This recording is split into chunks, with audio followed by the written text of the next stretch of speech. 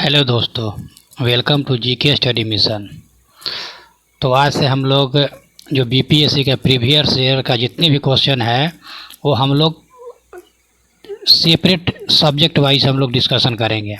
तो सबसे पहले हम लोग डिस्कशन किसका करेंगे, तो जो मॉडर्न हिस्ट्री नहीं है, प्राचीन काल का जो इतिहास है और मध्यकालीन इतिहास है। तो प्राचीन काल और मध्यकाल के इतिहास जो इसमें जितने भी क्वेश्चन आए हैं अभी तक, उसका हम लोग सेपरेट करके अध्ययन करेंगे और इससे जितने भी इसका डिटेल बनता है हम लोग उसका डिस्कशन करेंगे। तो अभी 68 का है, उसके बाद 67 का आएगा, वैसे करके पूरे बीपीएससी का जो भी प्रीवियस क्वेश्चन है उसका हम लोग डिस्कशन करेंगे। तो चलिए क्वेश्चन की तरफ बढ़ते हैं। तो आज का क्वेश्चन है कि प्राचीन काल में गंगा के दक्षिण के क्षेत्र को किस रूप में जाना जाता था। तो एक कब का आया है क्वेश्चन, तो 68 का बीपीएससी जो हुआ था उसमें ये क्वेश्चन पूछा था। तो कहता है कि प्राचीन काल में गंगा के दक्षिण जो क्षेत्र था उसको किस नाम से जाना जाता था। तो उसको जो जाना जाता था तो तक्षशिला दिया है, चोल है, अनर्त और उपरोक्त में से एक और एक से अधिक है, इनमें से कोई नहीं। तो ऑप्शन हमारा क्या हो जाएगा, ई है, इनमें से कोई नहीं। तो देखते हैं कि इसका आंसर क्या होता है। तो इसका आंसर क्या है कि प्राचीन काल में गंगा के दक्षिणी क्षेत्र को किस नाम जाना जाता था, तो मगध के नाम से जाना जाता था। और तक्षशिला सिंधु और झेलम नदी के बीच स्थित है। जो तक्षशिला है वो कहाँ पे स्थित है, तो झेलम, सिंधु और झेलम के बीच में जो है वो तक्षशिला स्थित है। और चोल साम्राज्य जो है गोदावरी नदी के दक्षिण में स्थित है। तो ये भी क्वेश्चन पूछ सकता है कि चोल साम्राज्य जो है कहाँ पे स्थित है। तो चोल साम्राज्य जो है गोदावरी नदी के दक्षिण में स्थित है। तो ये भी आप ध्यान में रखिएगा। आगे इसका क्या डिस्कशन करता है, अनवर्त कहता है कि यह जो है महाभारत में वर्णित प्राचीन भारत का एक वैदिक काल का साम्राज्य था जो मोटे तौर पर भारत के उत्तरी गुजरात का निर्माण करता है। कौन, जो अनवर्त है। तो ऑप्शन के हिसाब से ये भी हो गया। अब नेक्स्ट क्वेश्चन क्या पूछा था, तो जो 68वां बीपीएससी क्वेश्चन पूछा था कि भारतीय उपमहाद्वीप में लोहे का प्रयोग कब प्रारंभ हुआ था। देखिए कितना डीपली क्वेश्चन पूछा था। तो भारतीय उपमहाद्वीप में लोहे का प्रयोग जो है कब प्रारंभ हुआ था। तो लोहा का जो प्रारंभ हुआ तो दिया ऑप्शन इनमें से कोई नहीं दिया गया है, यानी ऑप्शन है ई। तो कहता है भारतीय उपमहाद्वीप में लोहे का उपयोग का सबसे पहला संदर्भ जो है 3000 वर्ष से अधिक पुरानी नहीं है। ठीक है। उसके बाद कहता है कि 3000 से पुराने, यह अवधि जो है किसी भी विकल्प ABC में नहीं दिया गया है, इसलिए इसका उत्तर क्या होगा, ये हो जाएगा। और लौह युग जो है, लौह युग का साहित्यिक साक्ष्य जो है कहाँ से है, तो साहित्यिक जो साक्ष्य है उसके बारे में देखते हैं क्या कहता है कि बाद के वैदिक काल के ग्रंथों में लोहित अयस्क और कृष्ण अयस्क जैसे शब्दों का इस्तेमाल किया गया था। यानी वैदिक काल जब था तो उस समय जो है लोहित अयस्क और कृष्ण अयस्क जैसे शब्द का प्रयोग किया गया था। यहाँ लोहित अयस्क तांबे की धातु को संदर्भित करता है। यानी लोहित अयस्क का मतलब क्या है कि कौन से धातु का संदर्भित करता है, तो तांबे धातु का संदर्भित करता है। जबकि कृष्ण अयस्क जो है इसके लोहे धातु की इस्तेमाल के लिए किया गया था।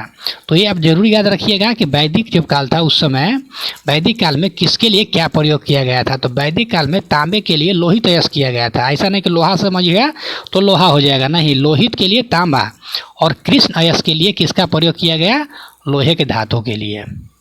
और अथर्ववेद जब आया तो अथर्ववेद में लोहे के फाल का उल्लेख मिलता है। किस वेद में मिलता है लोहे के फाल का, तो अथर्ववेद में मिलता है।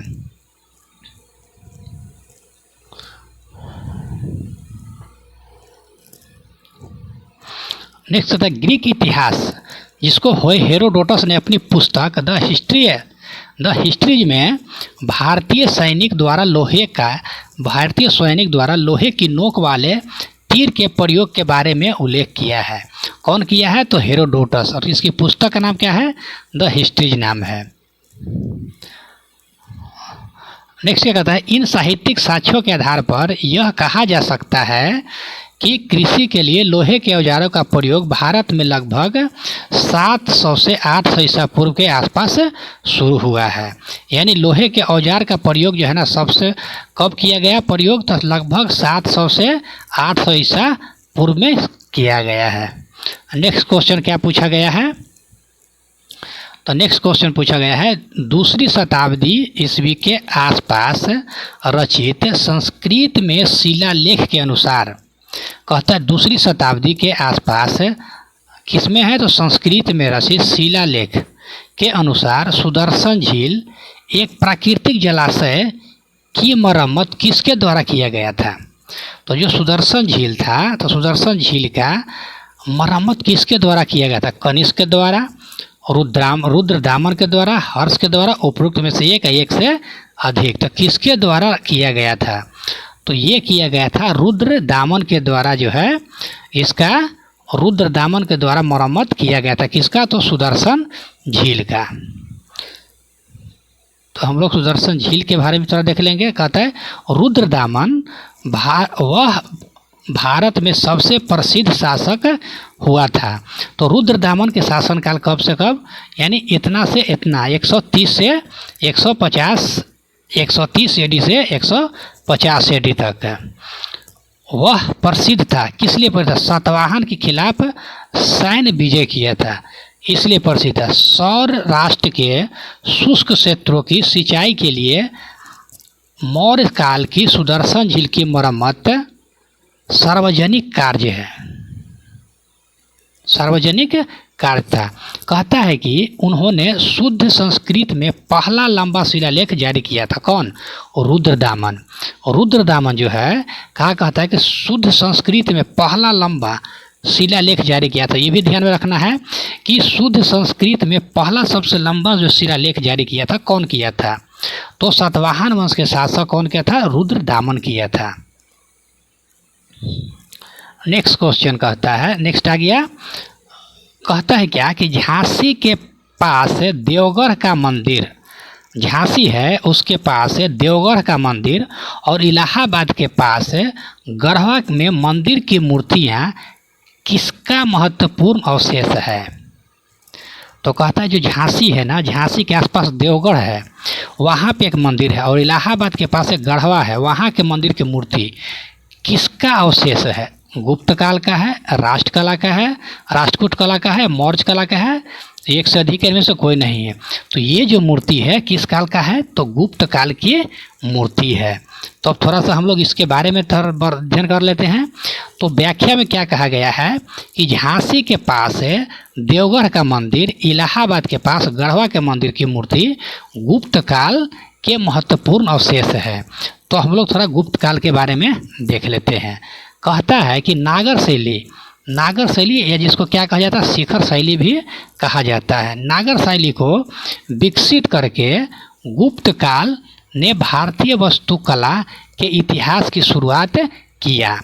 तो ये जरूर याद रखिएगा कि नागर शैली जो है, नागर शैली को विकसित करके, नागर शैली को विकसित करके गुप्त कला ने भारतीय वास्तुकला के इतिहास की शुरुआत किया। शिखर मंदिर क्या है, शिखर मंदिर जो है एक वैष्णव प्रतीक है। मंदिर वास्तुकला की सबसे विशिष्टताओं में से एक है। इस अवधि के दौरान अपना पूर्ण विकास प्राप्त किया था। तो शिखर मंदिर किसका प्रतीक है, तो वैष्णव मंदिर का प्रतीक है। तो ये यहाँ पे ध्यान देना है। आगे क्या कहता है, मंदिर की वास्तुकला जो है, मंदिर का जो वास्तुकला है, इसके गर्भगृह यानी मंदिर कक्ष के साथ जिसमें भगवान की छवि रखी गई थी, गुप्तों के साथ शुरू हुआ था। यानी गुप्त काल जब हुआ था तो उसी समय जो है यहाँ पे भगवान का जो गर्भ में जो है मूर्ति का जो है रखा गया था। यहाँ कहता है ना कि मंदिर में वास्तुकला था वो उसका गर्भगृह था। तो गर्भगृह के साथ ही जिसमें भगवान की छवि रखी गई थी वो कब से था, तो गुप्त के साथ ही शुरू हुआ था।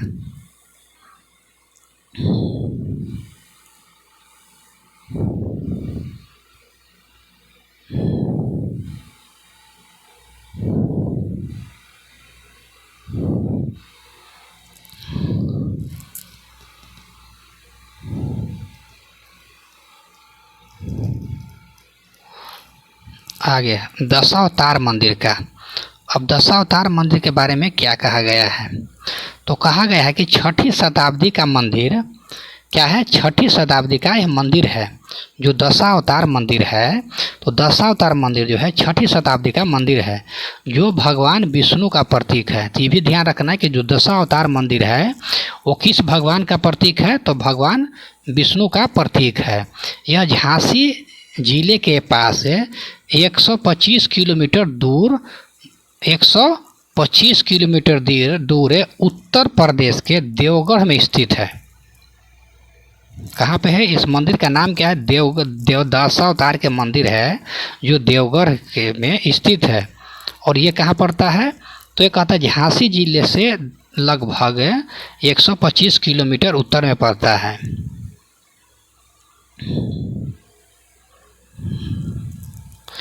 आएगा तो गुप्त काल के दौरान निर्मित यह गुप्त शैली की वास्तुकला को दर्शाता है। कौन? जो मंदिर यह जो है दशावतार मंदिर यह दर्शाता है।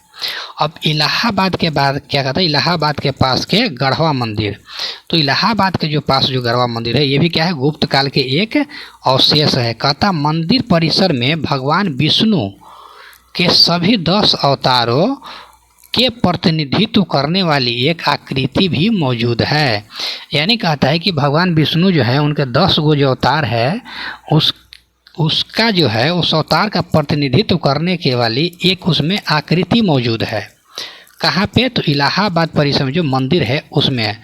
तो इलाहाबाद के पास में कौन सा मंदिर है? तो गढ़वा में एक मंदिर है, उसी में क्या बात यह है। नेक्स्ट क्वेश्चन कहता है कि निम्नलिखित में से किस लड़ाई में मुख्य विरोधियों को सही ढंग से नहीं बताया गया है? कहता निम्नलिखित में से किस लड़ाई में मुख्य विरोधियों को सही ढंग से नहीं बताया गया है? तो पानीपत के प्रथम युद्ध बाबर और इब्राहिम लोदी, ये सही लग रहा है। पानीपत के दूसरे टीपू सुल्तान और मराठा के बीच में। हल्दी घाटी के महाराणा प्रताप और अकबर के बीच में। उपरोक्त में से एक और एक से अधिक। तो एक कौन सा जो है सुमिलित सही नहीं है? तो यही बताना है। तो कहता है कि पानीपत का जो है दूसरी लड़ाई जो है टीपू सुल्तान के साथ नहीं हुआ था। इसमें जो है टीपू सुल्तान के साथ नहीं हुआ था। तो ये तो है मराठा के साथ था लेकिन टीपू सुल्तान के साथ नहीं था। तो हम लोग इसका डिस्कशन देख लेंगे।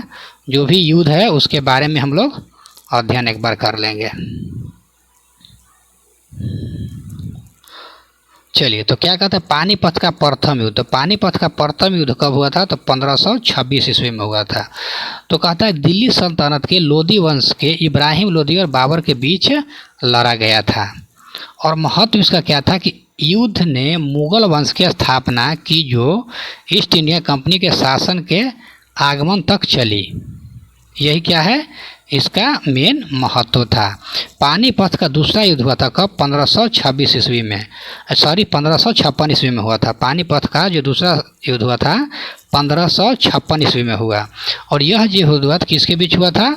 तो हेमू और बैरम खां के बीच लड़ा गया था। पानीपत का दूसरा युद्ध जो है हेमू और बैरम खां के बीच लड़ा गया था, जिसमें हेमू जो है मोहम्मद आदिल शाह और अकबर के प्रतिनिधित्व बैरम खां को हिंदू सेनापति थे। हेमू जो था क्या था? सेनापति हिंदू था। हेमू को बैरम खां ने हराया और मार डाला। उसके बाद हल्दी घाटी का युद्ध। हल्दी घाटी का युद्ध कब हुआ था? 1576 ईस्वी में। कहता है कि इस युद्ध में क्या हुआ था? तो कहता है यह महाराणा प्रताप के नेतृत्व वाली मेवाड़ सेना और आमेर के मानसी प्रथम के नेतृत्व वाली मुगल सेना के बीच लड़ा गया था। ठीक है, इसके बीच यह लड़ा गया और युद्ध में राणा प्रताप की पराजय हुई। जो हल्दी घाटी होती है इसमें राणा प्रताप की क्या हुई? पराजय हुई। हालांकि उन्होंने इसे स्वीकार नहीं किया और अपना संघर्ष जारी रखा। और यह जो है हल्दी घाटी कहाँ हुआ था? तो हल्दी घाटी कहाँ पड़ता है? तो राजस्थान में पड़ता है। अब नेक्स्ट क्वेश्चन क्या आया था 68वें बीपीएससी में? तो दिल्ली सल्तनत के दौरान मुकद्दम या चौधरी पद नाम किसके लिए इस्तेमाल किया जाता था? तो कहता है क्या कि दिल्ली सल्तनत के दौरान मुकद्दम या चौधरी उपनाम पद नाम जो है किसके लिए इस्तेमाल किया जाता था? तो ये पद नाम है ये किसके लिए किया जाता था? तो ग्राम प्रधान के लिए यह चौधरी शब्द का प्रयोग किया जाता था। किसके लिए? तो ग्राम प्रधान के लिए। तो इसका हम लोग व्याख्या देख लेंगे क्या है। तो व्याख्या में क्या कहा गया है कि मुकद्दम या चौधरी एक ग्राम प्रधान था और इसे क्षमता के केवल गांव में सर्वोच्च राजस्व अधिकारी थे, न कि कोई राजस्व अधिकारी या ग्राम लेखाकार होता था। आज भी उस क्षेत्र में ग्राम प्रधानों को अक्सर चौधरी कहा जाता है। कहीं कहीं आज भी जो ग्राम के जो प्रधान होता है उसको चौधरी कहा जाता है। दिल्ली सल्तनत के दौरान प्रशासनिक प्रभाग और उसके प्रमुख। तो प्रभाग और प्रमुख कौन कौन है तो हम लोग इसको देख लेंगे। तो कहता है कि प्रशासनिक इकाई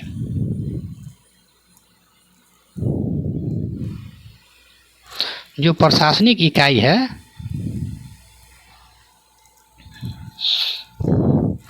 उसमें प्रांत का जो अध्यक्ष होता था, प्रांत को इक्ता भी कहा जाता था। तो ये भी ध्यान रखना है, कहीं इक्ता दे देगा तो कहीं पे क्या दे देगा? प्रांत दे देगा। तो ये अब ध्यान रखिएगा, कहीं प्रांत और कहीं ये भी दे सकता है। इसको क्या कहा जाता है? इसका अध्यक्ष क्या होता था? तो मुक्ति या वली होता था, ये ध्यान रखना है। उसके बाद सिख किसको कहा जाता था? तो जिला को कहा जाता था। तो जिला के अधिकारी को उसको क्या बोला जाता था? सिकदार बोला जाता था।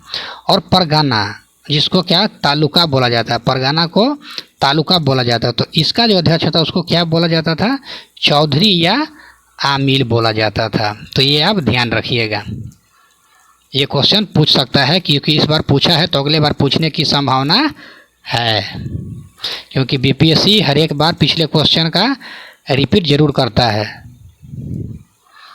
कहता तहकात ए अकबरी जिसे कभी कभी अब्बुल फजल के अकबरनामा से अधिक विश्वसनीय माना जाता है, किसके द्वारा लिखा गया है?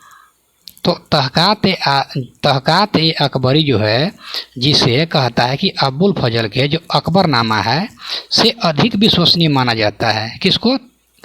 तहकात ए अकबरी को। तो कहता है कि यह किसके द्वारा लिखा गया है?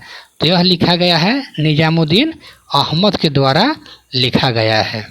निजामुद्दीन अहमद के द्वारा लिखा गया है। कहता तहकात ए अकबरी की व्याख्या हम लोग देख लेंगे। व्याख्या में क्या है? तो कहता है तहकात ए अकबरी ख्वाजा निजामुद्दीन अहमद द्वारा लिखी गया था। और उसके बाद कहता है इसे तारीख ए निजामी के नाम से भी जाना जाता है। किसको? तबकात ए अकबरी को। तबकात ए अकबरी जो है इसको एक और उपनाम से जाना जाता है, इसका नाम क्या है? तारीख ए निजामी। यह शुरुआती मुस्लिम आक्रमणों से लेकर अकबर के जो शासन था उसका 36वें वर्ष तक के भारत के इतिहास का वर्णन करता है। 36वें वर्ष तक के कौन वर्णन करता है? तो तबकात ए अकबरी वर्णन करता है। अकबर के शासनकाल में निजामुद्दीन अहमद प्रथम बख्शी के उच्च पद पर आसीन था। कहता है अकबर का जब शासनकाल आया तो अकबर के शासनकाल में निजामुद्दीन अहमद प्रथम बख्शी के पद पर आसीन हुआ। अब महत्व क्या देता है कि सल्तनत काल में बंगाल के इतिहास के पुनर्निर्माण के लिए महत्वपूर्ण था। क्या महत्वपूर्ण था? तो हम लोग इसको भी थोड़ा देख लेंगे क्या महत्वपूर्ण था। तो कहता है क्या महत्वपूर्ण था? तो कहता है कि अब्दुल हमीद लाहौरी। तो कहता है उन्होंने बादशाह जो है था बादशाह नाम लिखा जिसे बादशाहनामा के नाम से भी जाना जाता है। पुस्तक में शाहजहां के जीवन और उसके शासनकाल के पहले 20 वर्षों के दौरान घटी घटनाओं के बारे में विवरण दिया गया है। उसके बाद कहा गया है क्या? गुलबदन बेगम कहता है उसने हुमायूं नामा लिखी। जो गुलबदन बेगम थी वो क्या लिखा था? हुमायूं नामा लिखी। वह मुग़ल सम्राट क्या था? वह मुग़ल सम्राट हुमायूं की बहन थी। कौन? गुलबदन बेगम जो थी हुमायूं की क्या थी? बहन थी। और उन्होंने अकबर के अनुरोध पर पुस्तक लिखा था। तो ये एग्जाम में क्वेश्चन पूछ सकता है कि जो गुलबदन बेगम थे किसके अनुरोध पर हुमायूं नामा लिखा था? तो अकबर के अनुरोध पर लिखा। पुस्तक में हुमायूं के परिवार और सौतेले भाई कामरान मिर्ज़ा के साथ उसके झगड़े के बारे में बताया गया है। तो ये भी क्वेश्चन आ सकता है कि जो हुमायूं नामा है उसमें किसके बारे में वर्णन किया गया है? तो हुमायूं का जो परिवार है उसके बारे में वर्णन किया गया है, और उसका जो भाई जो है कामरान जो मिर्ज़ा था उसके साथ जो झगड़ा हुआ है उसका बारे में भी इसमें वर्णन किया गया है। नेक्स्ट क्वेश्चन है, और ये क्या क्वेश्चन कहता है कि निम्नलिखित में से किस प्रसिद्ध शासक ने अपनी माता के नाम पर विजयनगर के पास नालागुरम की एक उपनगरीय बस्ती की स्थापना किया था? कहता है निम्न किस प्रसिद्ध शासक ने अपनी माता के नाम पर, किसके नाम पे? माता के नाम पर विजयनगर के पास से नागालमपुरम की एक उपनगरीय बस्ती की स्थापना किया। तो किसने किया था? तो ये किया था कृष्णदेव और राय ने किया था। कौन किया था? कृष्णदेव और राय। तो इसका हम लोग व्याख्या देख लेते हैं। कहता है कृष्णदेव राय को बेहतरीन मंदिरों के निर्माण और कई महत्वपूर्ण दक्षिण भारतीय मंदिरों में प्रभावशाली गोपुरम जोड़ने का श्रेय दिया जाता है। किसको? कृष्णदेव राय को। इन्होंने अपनी मां के नाम पर विजयनगर के पास नागलपुरम नामक एक उपनगरीय बस्ती की भी स्थापना किया था। यानी किसके नाम पे? तो अपनी मां के नाम पे। अब आते हैं कृष्णदेव राय पर अतिरिक्त तथ्य। कहता है इन्हें आंध्र भोज और आंध्र पितामह के नाम से भी जाना जाता है। किनको? तो कृष्णदेव राय को आंध्र पितामह या आंध्र भोज के नाम से। कहता है कि कृष्णदेव राय वीर नरसिम्हन द्वारा स्थापित तुल्लु राजवंश से संबंधित है। यानी कृष्णदेव राय किस वंश से संबंधित है? तो तुल्लु वंश से संबंधित है। उन्होंने विजय महल, किसने? कृष्णदेव राय जो थे विजय महल, हजारा राम मंदिर और विट्ठल भाई स्वामी मंदिर का भी निर्माण करवाया था। तो ये भी ध्यान में रखना है कि विजय महल, हजारा राम मंदिर और विट्ठल स्वामी मंदिर का निर्माण किसने कराया था? तो कृष्णदेव राय ने कराया था। आगे क्वेश्चन का इसमें डिस्कशन क्या कहा गया है कि उन्होंने अमुक्त माल्यद यानी राजनीतिक पर एक तेलुगु काम है अमुक्त माल्यद और संस्कृत नाटक जाम्बवती कल्याणम भी लिखा है। किसने? कृष्णदेव राय ने। और उनका दरबार में अष्टदिग्गज, किसके दौरान? कृष्णदेव राय में अष्टदिग्गज तेलुगु के 8 प्रसिद्ध कवि द्वारा सुशोभित था। कृष्णदेव राय के जो है दरबार था उसमें तेलुगु के 8 जो है प्रसिद्ध कवि था, इसीलिए इनके दरबार को क्या कहा गया? अष्टदिग्गज कहा गया है। टुवार्टो बारसो कहता है कि डुवार्टे बारबोसा और डोमिनिगो पेस जैसी विदेशी यात्री ने उनके शासनकाल के दौरान विजयनगर का दौरा किया था। तो ये क्या है? एक विदेशी हैं। डोमिनिगो पेस है और डुमार्टे बारबोसा जो है किसके साम्राज्य में आया था? तो विजयनगर साम्राज्य में आया था, कृष्णदेव राय के शासनकाल में आया था। तो आज के लिए हम लोग इतना ही देखेंगे। कल हम लोग देखेंगे कितना 67वीं बीपीएससी का जो प्राचीन भारत और मध्यकालीन के इतिहास का जो भी क्वेश्चन है उसका हम लोग ऐसे ही व्याख्या करके एक एक करके इसको समाप्त करेंगे। तो आज के लिए इतना ही। अगर वीडियो अच्छा लगता है, अगर हेल्पफुल लगता है तो चैनल को आप लोग ज़रूर सब्सक्राइब कर लीजिएगा ताकि जब भी हम वीडियो अपलोड करें आपको नोटिफिकेशन मिल जाए। धन्यवाद।